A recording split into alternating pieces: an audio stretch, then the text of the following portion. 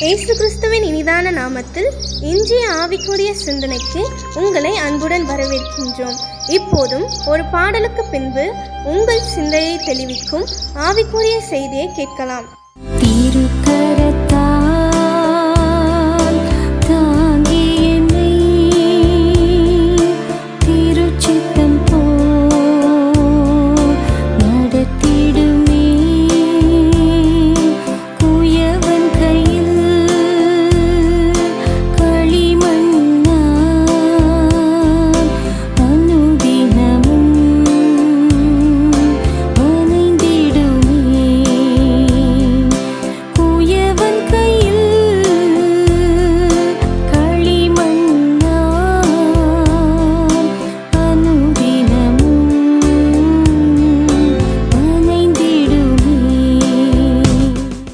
ஆண்டவர் இரட்சகருமாக இயேசுவின் இனிதான நாமத்தினால் உங்களை வாழ்த்துகிறேன். நம்முடைய ஆவிக்குரிய சிந்தனைக்காக எரேமியா தீர்க்கதரிசன புஸ்தகம் 18ஆம் அதிகாரம் 6ஆம் வசனத்தின் பின்பகுதியை நான் வாசிக்கிறேன்.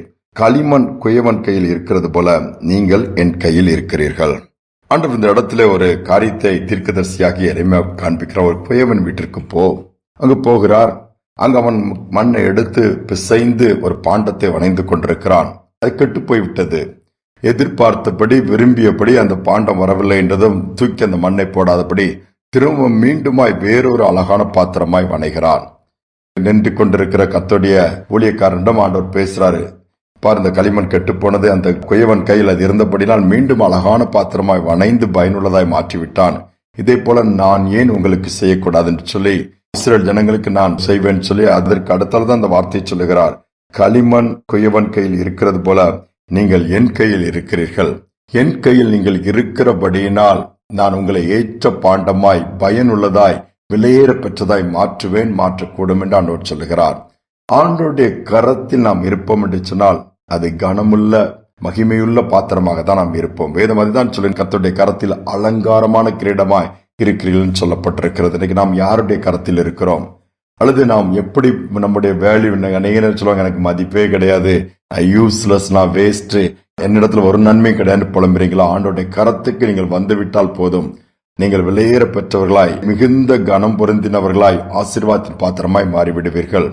உதாரணமாக ஒரு காரியத்தை நான் படித்ததை சொல்ல விரும்புகிறேன். லாங்ஃபெல்லோ என்கிற நன்கு கவிதை எழுதுகிற ஒரு கவிஞன் பயனற்ற வேஸ்ட் பேப்பர்ல ஒரு கவிதையை எழுதி அது அப்படியே விலை உயர்ந்ததை அவனை மாற்றி விடுவானாம். வேஸ்ட் பேப்பர் தூக்கி போட்டது அவன் கைக்கு அந்த பேப்பர் போனால் உடனே பெண்ணை எடுத்து ஒரு கவிதை எழுதுகிறான். அந்த பேப்பர்ல இருக்கிற கவிதைக்கு மதிப்பு எத்தனையோ $1000 போய்விடுமாம். ராக்பெல்லர்ங்கிற ஒரு பிசினஸ் மேக்னட், ஒரு பெரிய தொழிலதிபரை குறித்து சொல்லப்பட்டிருக்கிறது. அவர் ஒரு பேப்பர்ல கையெழுத்து போட்டாலே அந்த பேப்பருடைய மதிப்பு எத்தனையோ $, மதிப்புள்ளதா மாறிடுமா. ஒரு வெறுமையான பேப்பர், அந்த கையெழுத்துக்கு அவ்வளவு வேல்யூ இருக்கிறத அதுல எழுதியிருக்கிறாங்க.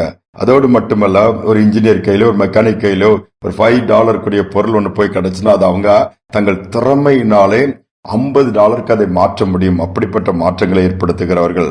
இன்னும் சொல்ல போனா, இந்த நல்ல ஓவியம் வரைகிறவங்க சாதாரண ஒரு சின்ன கிளாத்தை கையில கொடுத்தோம்னா ஒரு $1 அவங்க $1000 தாண்டி விளையுவதாய் அதுல ஓவியத்தை வரைந்து அதுக்கு மதிப்பை கொண்டு வந்துருவார்களாம்.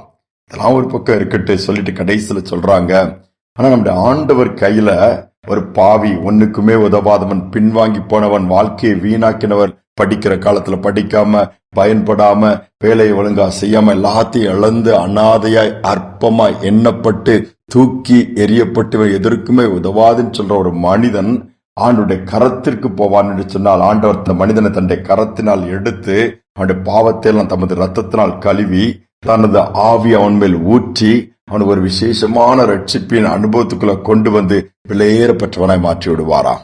மனிதர்கள் வேண்டுமானால் இருக்கிற பொருட்களை ஒரு மதிப்புள்ள பொருட்களாய் மாற்ற முடியும் பயனுள்ளதானால், ஒரு மனிதனை மனிதனாக மாற்ற முடியாது, பயனுள்ளவனாய் மாற்ற முடியாது. நம்முடைய தேவனால் மட்டும்தான் மாற்ற முடியும். ஏனென்றால் நம்முடைய தேவன் பரம குயவன், ஏற்ற விதத்தில் வணைவார். இன்னைக்கு ஒருவேளை யூஸ்லெஸ் போயிட்டீங்க, நீங்க வேண்ட ஒரு வருமானம் கிடையாது, ஒரு நன்மையும் கிடையாது, ஏதோ டம்மியா உட்கார்ந்துருக்குன்னு நீங்க சொல்றீங்களா? அடிக்கடி அதைத்தானே சொல்றோம். இல்ல, தேவனுடைய கரத்தில் நீங்கள் இருப்பீர்கள் என்று சொன்னால் என்றென்றைக்கும் அவர் பயன்படுகிற ஒரு பாத்திரமாகத்தான் நம்மை வைப்பார். முதிர் வயதிலும் கனி கொடுக்க முடியும், முதிர் வயதிலும் ஆசீர்வாதத்தை கொடுக்க முடியும். எல்லா சூழ்நிலையும் தேவன் பயன்படுத்துவார். சொர்ந்து போகாமல் ஆண்டுடைய கரத்துல கொடுப்போமா? ஜெபிப்போம். எங்கள் அன்பின் தகப்பனே, அநேக நேரத்தில் நாங்கள் எங்களை நொந்து கொள்ளுகிறோம். என்ன யூஸ் எங்க கிட்ட இருக்குது? என்ன நன்மை இருக்குது? எதுவுமே என்னிடத்துல இருந்து நன்மை உண்டாகல, நான் வேதனையாக பாரமாகத்தானே இருக்கிறேன்ட்டு அநேக பெரியவங்க அடிக்கடி நினைக்கிறாங்க. அப்படியே முடங்கி கிடக்கிறேன், சாப்பிடுறேன், தூங்குறேன், உட்கார்ந்துட்டு இருக்கிறேன். இப்படிப்பட்ட நிலைமையில இருக்கிற பிள்ளைகள் எல்லாம் நீ பயனுள்ளவர்களை மாற்ற முடியும் அப்பா. எனக்கு எந்த மதிப்பும் இல்ல, வேல்யூ இல்லைன்னு சொல்ற பிள்ளைகள் உடைய கரத்தில் இருக்கும் பொழுது அது ஒரு அலங்காரமான கிரீடம், உடைய கரத்தில் இருக்கும் பொழுது அது ஒரு ராஜ முடி, மகிமையான ஒரு பாத்திரமாய் மாற்ற முடியும். இந்த நாளிலும் கூட பயனற்ற நிலைமைகளை பின்வாங்கி போய் சோர்ந்து போய் எல்லா நன்மைகளும் நான் கெடுத்து போட்டேன், கிடைத்த வாய்ப்புகள் தருணத்தெல்லாம் உதாசீனப்படுத்தி தூக்கி எறிஞ்சிட்டேன், என் தலையில நானே மண்ணெல்லி போட்டுட்டேன்னு சொல்லி புலம்புகிற கூட்டத்தார் இந்த செய்தியை கேட்க நேரிடுமானால் என் தேவனுடைய கரத்தில் தங்கள் வாழ்க்கையை கொடுக்கும்படியாய் நான் ஜெபிக்கிறேன் அப்பா. முழுவதுமாய் நீ மாற்றுகிறவர், இருளை வெளிச்சமாக்குகிறவர், கோணலானவர்களை செவையாக்குகிறவர், கரடுமுரடானதை சமமாக்குகிறவர், அற்புதத்தை செய்து இன்றையிலிருந்து மாற்றத்தையும் ஏற்றத்தையும் பார்க்க உதவி செய்யும். தாழ்த்தி ஒப்புக் கொடுக்கிறேன். துதிகனமை நமக்கு செலுத்துகிறேன் இயேசுவின் நாமத்தில் பிதாவே, ஆமென், ஆமென். ஆண்டவருடைய கரத்திற்கு நாம் போய்விட்டோம் என்று சொன்னால் கனமுள்ள பாத்திரமாய், ஆண்டவரை மகிமைப்படுத்துற பாத்திரமாய் மாறிவிடுவோம். நிச்சயமாகவே கர்த்தர் அதை செய்வார். இந்த சிந்தனையோடு இந்த நாளை தொடருவோம். மீண்டுமாய் நாளை தினம் சந்திப்போம். கர்த்தாவே கரத்தில் நான் களி மண் போலானே, உந்தன் இஷ்டம் போல் வானைந்திடும், என்னை எந்நாளும் நடத்திடும். என் கர்த்தாவே கரத்தில் நான் களிமண் போலானே, உந்தன் இஷ்டம் போல் வணைந்திடும், என்னை எந்நாளும் நடத்திடும். இயேசுதேவா அர்ப்பணித்தேன், என்னையே நான் அர்ப்பணித்தேன். இயேசுதேவா அர்ப்பணித்தேன், என்னையே நான் அர்ப்பணித்தேன்.